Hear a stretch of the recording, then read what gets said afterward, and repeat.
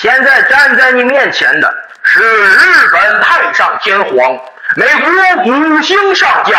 菲律宾大元帅，澳大利亚的保护者，东南亚的解放者，战争的终结者，勇敢者中的勇敢者，法庭上的缄默者，八班长津湖双料车神，麦考考道格拉斯麦克阿瑟陛下。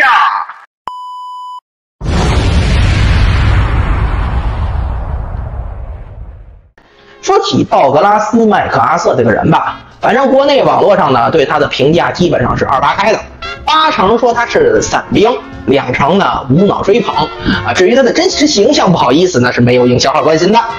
麦克阿瑟出生于1880年1月26号啊，这个美国老正新条系出身，跟后来移民潮出来的那些臭移民出身的这个将军完全不同啊。麦克阿瑟的父亲小阿瑟·麦克阿瑟，那是参加过内战的美军高级军官，人家是从萨姆特堡到亚特兰大一路追着南军砍的超级猛将。结果就是等到后来麦克阿瑟呢去美国南方的西点军校上学的时候，发现自己同学的家长或多或少都被自个儿老弟给砍过啊，这个养虎口的属于是。于是麦克阿瑟在学校里享受到了最顶级的欢迎待遇。那接下来的事情大家也就都知道了啊，这个高年级学生因为虐死了一个新生，直接被告上法庭。麦克阿瑟上法庭前啊，言辞表示我要维护正义啊，上法庭后更是做了一篇热血沸腾的反霸凌演讲，表示一定要让所有法律的付出代价。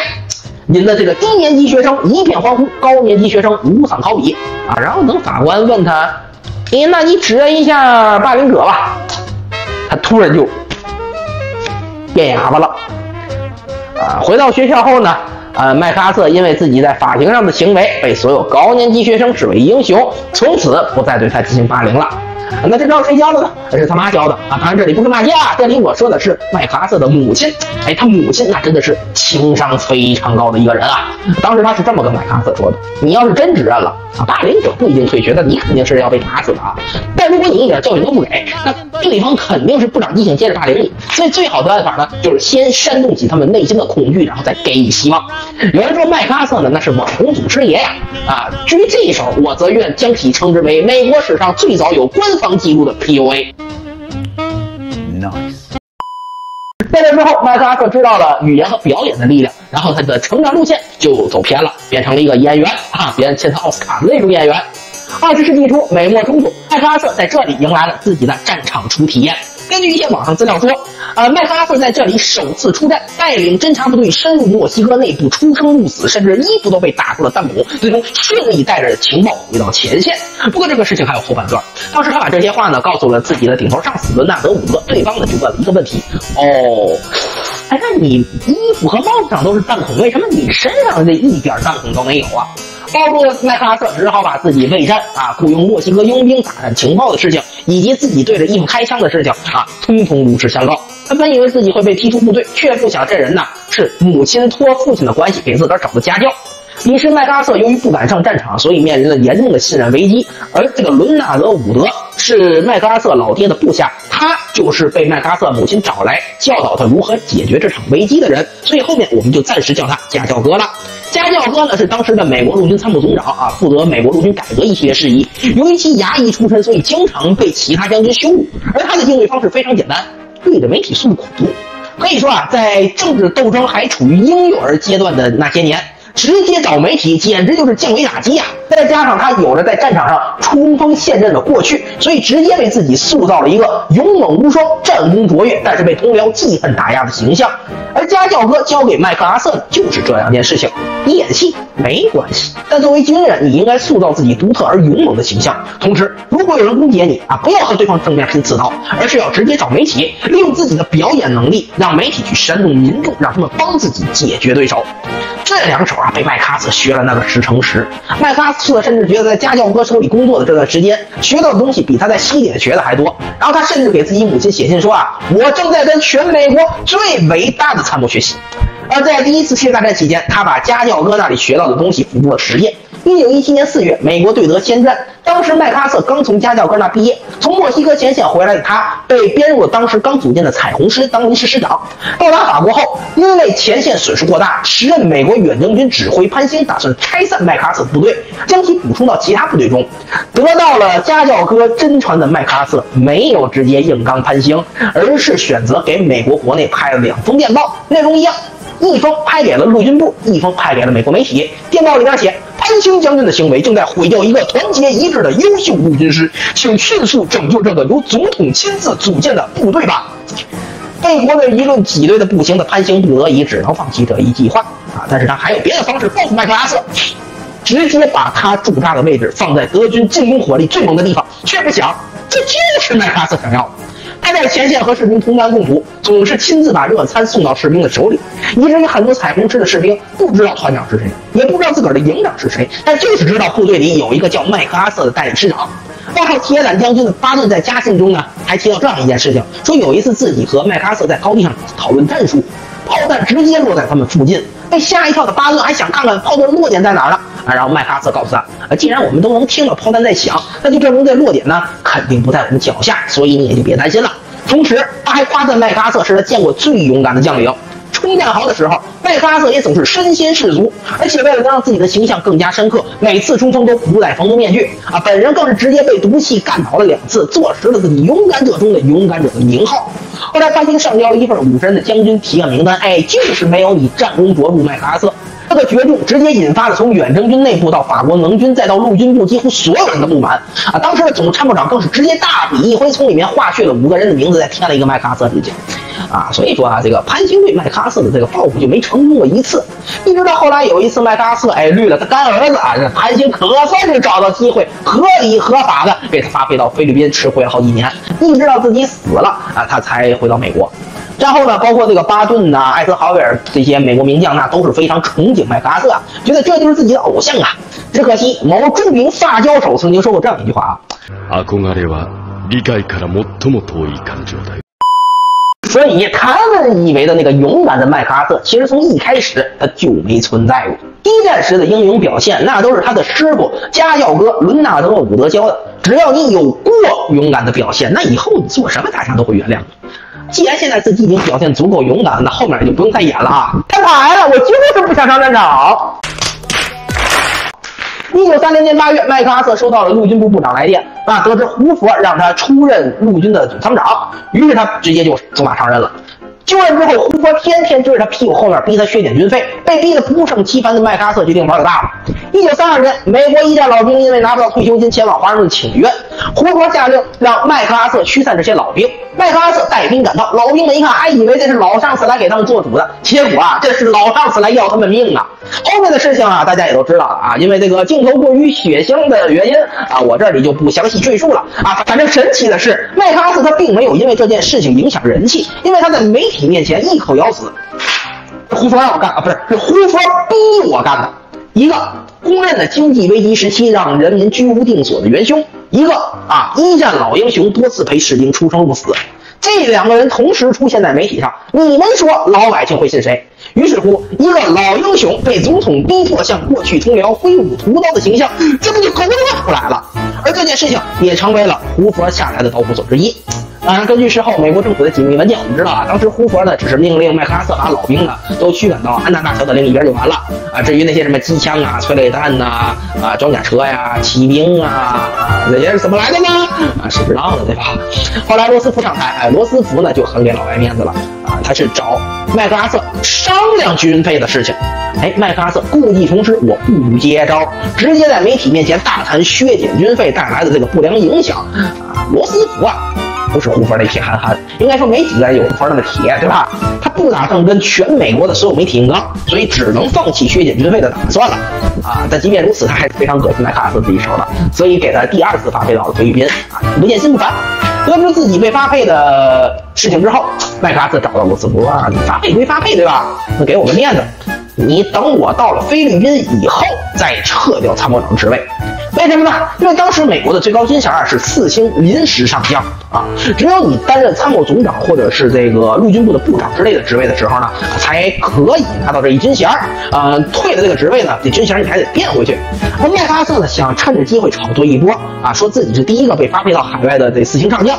罗斯福哪会给他这机会啊？嘴上答应的啊，说好，结果前脚麦克阿瑟上船，后脚罗斯福就给他踢了啊！等到麦克阿瑟到了菲律宾，这才知道这件事情。于是他这个怒从心中起，是恶向胆边生啊！干脆我不在你美军玩了，当场退伍啊！然后找到当时的菲律宾总部要了个5星大元帅的军衔，然后在这个菲律宾过上了无冕之王的日子。在菲律宾的这几年呢，他失去了一个将领打仗的才能啊！毕竟嘛，对吧？打了半辈子仗，我还不能好好享受啊！我们看到后来的那些照片里面，大多数都是挺了个大肚子，对吧？这大肚子啊，就是他在菲律宾养出来的。后来美国官员到菲律宾，他也只跟对方呢谈论当时的橄榄球比赛，或者是自己以前的辉煌履历，至于部署防线他才不关心那些小事呢。当然啊，此时的麦克阿瑟还有2件事是没有变的，一个是他与生俱来的战略嗅觉，而另一个就是他非常擅长在媒体面前表演。2战爆发后，当时菲律宾总督这个问麦克阿瑟说：“咱这儿能守住吗？”他往外一看，守嘛守，根本守不住。空军指挥啊，布里尔顿那是公认的9囊饭袋，完全不会指挥空战。然后海军装备合格率低于2成啊，至于原因各位自行想象。就跟着这么一群虫子，你怎么可能搞好菲律宾的防御啊？然后扭头就在媒体面前说啊，菲律宾固若金汤啊，天照大神来了都得给我变成大娘们当然了啊，这个打肯定是打不赢的吧啊，所以麦克阿瑟他就开始想怎么保命啊，这个怎么保命呢？这个学问，自己跑路和奉旨跑路那是2件完全不同的事情。于是他又发挥了自己的长项，找来媒体表示是与菲律宾共存亡。再加上他要求报纸一直炒作他1战时候的那些英勇事迹让他直接变成了美国的脸面，抗击日本的第一英雄，美国人的精神寄托等到美国政府知道这件事情的时候，此时的麦克阿瑟已经变成了美国的抵抗精神当然这个抵抗精神在那时候呢正在巴丹丛林里面疯狂飙车如果真让他有个3长2短，那这美国政府肯定会被老百姓一人一口唾沫星子给淹死呀！不得已只好给麦克阿瑟发信说这个麦克阿瑟同志还有更重要的地方需要你，所以请你带着美国的脸面、自己的家眷、24个飞鹰还有1条狗去保卫澳大利亚去。得到了自己想要的台阶，麦克阿瑟立刻是借托余下，把烂摊子扔给了自己的这个副将文莱特自个儿走了。临走之前，为了表现自己的不甘，他还留下名言：我一定会回来的。美国高层不乐意你这老咋宣传自己个人呢？麦克阿瑟就说了。我那叫宣传个人嘛这是什么？这是脸老子现在就是你美军的脸，我宣传我这就是挽回美军的面子最终这件事情不了了之毕竟就像我之前说的不是谁不跟胡佛一样和网红硬刚。1944年，美国回到菲律宾，麦克阿瑟表示自己必须是第一批登上菲律宾的人，于是他跳进水里，涉水上岸，营造出了一种义无反顾、兑现承诺的样子。记者一看，赶紧拍照拍照对此，麦克阿瑟表示，刚才拍的不好，可以再拍一遍吗？此时的他已经彻底不掩饰媒体就是自己的工具这件事情了。我知道肯定也有人拿他跳蚤战士说事儿但我之前也说了，麦克阿瑟最大的2个武器，一个是媒体，另一个战略嗅觉，而不是战术执行和战术运营。真正执行他的战术的是他手下的将领和军官。至于这些人是谁为啥没人知道？当然是因为麦克阿瑟要求报纸上禁止出现任何自己部下的新闻你在麦克阿瑟手里做事儿，不怕打败仗，也不怕你打胜仗，就怕你上新闻跟麦克阿瑟抢头条，那老麦一定会狠狠地炮制你汪峰表示实名签字。2战结束后，麦克阿瑟被派往日本被要求改造日本政治。为了实现这一目标他开始进行考察。麦克阿瑟发现日本这个民族对天皇那是极端的顺从虽然说当时日本民众是不愿意打仗了，但你天皇要真的说1亿玉碎，那他们肯定会跟美国人开打。相反，天皇要是下令不打了那整个民族都跟拔了电线一样安静。这句话呢是麦克阿瑟在回忆录里面说的啊。麦克阿瑟上任的时候曾经担心自己会不会被暗杀，结果因为天皇没有下暗杀令啊，最后他连一根暗杀者的毛都没见过啊，所以他这时候他明白了啊，想要改变日本，首先就得打破天皇的神性。那至于要如何打破，老规矩啊，靠媒体呗啊！日本天皇也是人，他也不想死啊，可是当时的美国政府指明了要让裕仁死啊，所以麦克阿瑟站出来说，我可以帮你裕仁顶住美国方面的压力啊，让他们放弃追究你上法庭的事情。当然条件肯定是有的，3个。第一，拍摄羞辱天皇的照片公开发到报纸之上。第二，新年时公开发布人间宣言，破除神性。第三，通过美国律师修订的日本宪法啊，可以说这个媒体该怎么用，属实让你老麦玩明白了，知道吗？为了活下去的裕仁也是脸都不要了呀！啊，这个麦克阿瑟的个人传记电影里头呢，那是这么演的啊，麦克阿瑟趁裕仁刚进屋的时候，出其不意将其拉过来啊，然后趁他懵逼招来一个陆军，咔嚓咔嚓，闪光灯一摁闪，哎，照片拍出来了。但事实上，历史上这张照片那是裕仁和麦克阿瑟俩人摆了半天 pose 才拍出来的，知道吗？然后呢，裕仁发布的那篇人间宣言呢，也是麦克阿瑟找人写的啊。当时皇太子看完了这篇文章，觉得这简直就是在羞辱他爹，这哪行啊？自己稍微又润色了一下，再给老爹。姜皇看到后啊，非常满意，然后跟孩子说：“儿子大体上还是很不错的，只是有些用词过于模糊。”于是亲自提笔改了几处，又把宣言改成了一开始那个版本啊，甚至还教育了一下。你看，按之前的写法，麦帅肯定是不满意的啊，现在是不是时间多了？后来麦克阿瑟呢，他真的找了几个年轻的美国小律师起草了日本宪法，日本那个简直就出了一个愤怒，但不敢反驳呀，只能把事情反映到天皇那里啊，希望天皇能反抗一下。结果裕仁只是问一句：“你是麦帅的吗？”啊，在得到了肯定的回答之后，直接提笔签名，天皇卖国了，属于是。对于那些上了绞刑架的战犯，那麦克阿瑟也没忘记废物再利用一遍啊。他在面对媒体的时候演讲说，日本民族很有可能成为一个伟大的民族，但就是因为这些充斥绑架了日本，让日本走上了军国主义的道路，给日本民众带来了巨大的苦难。本来非常怨恨美国的日本民众听了麦克阿瑟的话，哎，立马就明白了啊！哦，我过得这么惨啊，不是因为美国打自己，是因为有这些上绞架的同志啊。这件事情直接导致日本民间对美国占领军的怨气被转移到了旧日本政府上，这也给麦克阿瑟在日本推进美国政策减少了很多压力。可以说啊，日本从上到下那都被麦克阿瑟用媒体安排得明明白白的。东京成了麦克阿瑟忠诚的东京，而他本人则变成了日本第124.5代天皇。只可惜啊，麦克阿瑟成也网红，败也网红。后来他进入朝鲜，战败后在长津湖当车神，好不容易向后进攻回到韩国，却又被杜鲁门给撸了。人觉得这是杜鲁门嫉妒麦克阿瑟，可问题他又不是胡川，闲着没事干得出那种硬碰网红的事儿啊！更何况他曾经为了朝鲜的事情，还主动到前线指挥部会见麦克阿瑟，那是给足了面子。但最终麦克阿瑟的行为超出了底线，逼得杜鲁门不得不宁可牺牲自己的政治生命，也要将麦克阿瑟撤职。当时在美国第一次入朝失败之后，华盛顿已经准备发布一篇和平公告，要解决朝鲜问题，将现状维持在三八线附近。结果麦克阿瑟得知这件事情之后，提前找来媒体，抢在华盛顿之前发布了扩大战争宣言，而且他还背着华盛顿去盟友地区和国家寻求更多援军。你说你麦克阿瑟啊，用媒体干什么都行，但干政干预外交那是绝对的禁区。于是乎，杜鲁门宁死也得把麦克阿瑟拉下来才行。他甚至连撸了麦克阿瑟这件事情都是秘密执行的呀，先撸后发公告，避免麦克阿瑟利用媒体把撤职变成请辞。当时愤怒的杜鲁门是这么说的：绝对不能让那个混球知道这件事儿啊！我死也不能看见他自己请辞。就这样，杜鲁门用自己的政治生命终结了麦克阿瑟的演员生命，是军人生命。退休后的麦克阿瑟那叫一个人憎狗嫌啊！竞选总统的时候和他竞争的党内候选人宁可把自己的选票和资源给对立党派的艾森豪威尔都不给他。